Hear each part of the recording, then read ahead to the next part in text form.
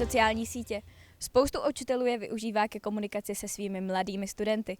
Nacházíme se před Zlínskou filmovou školou, kde tento pokus přečil všechna svá očekávání. Před 2 měsíci začal Jiří Fík svoji TikTokovou kariéru pod přezdívkou Jirka Fíkusák Official. Jo, tam kliknete a to bude natáčet. Aha, a počkejte, tam nevidíte to. Jo, tak.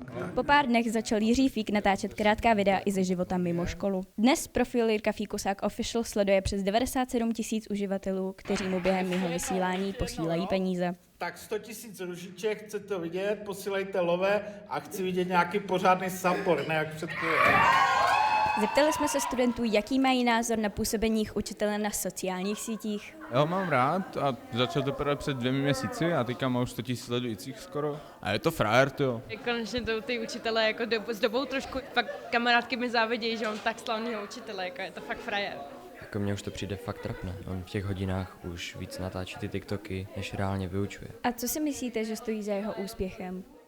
Tak je to prostě bizar a to je celá věc, jo. A co na jeho tvorbu říkají rodiče žáků? Já jako matka rozhodně nesouhlasím s tím, aby pan učitel na škole mé dcery natáčel jakákoliv videa spojená s jeho soukromým životem nebo podnikáním. Tak hodně lidí mi psalo, aby byl nový merch, tak jsem vám vyšel vstříc. Já tady ty sítě moc nesleduju a myslím si, že děcka si dělají takové kraviny, hrajou si, takže já v tom nevím nic špatného, ale přiznám se, že o tom nic moc nevím. Who eats the most? Každý by chtěl být dneska influencer, ale sociální sítě jsou navrženy tak, aby vás nutili tvořit další a další obsah. Ten obsah se dá využít například pro vzdělávání. Můžete tvořit edukativní videa, což nebyl zrovna případ pana Jiřího Fíka. Stojíme před kabinetem Jiřího Fíka, abychom se zeptali, jak vnímá svůj úspěch on sám.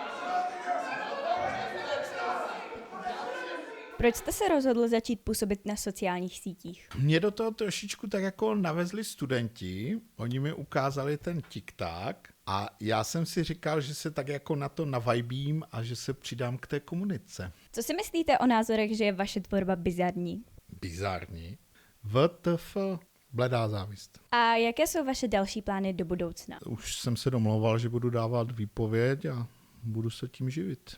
Ale počkejte si, protože dneska večer dám oficiální vyjádření na TikTok a tam se všechno dozvíte. Mě jeho rozhodnutí samozřejmě mrzí. Byl to výborný učitel, ale s těmi videi už to poslední dobou trochu přeháněl. Samozřejmě jeho rozhodnutí respektuji. Co začalo jako pokus přiblížit se studentům, se během 2 měsíců proměnilo v kariéru na plný úvazek. Kam se bude tvorba Jiřího Fíka posouvat dále, zatím stále nikdo neví.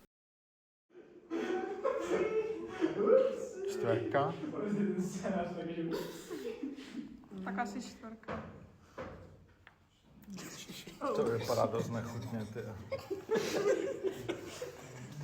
A co to je? Co to je za humor?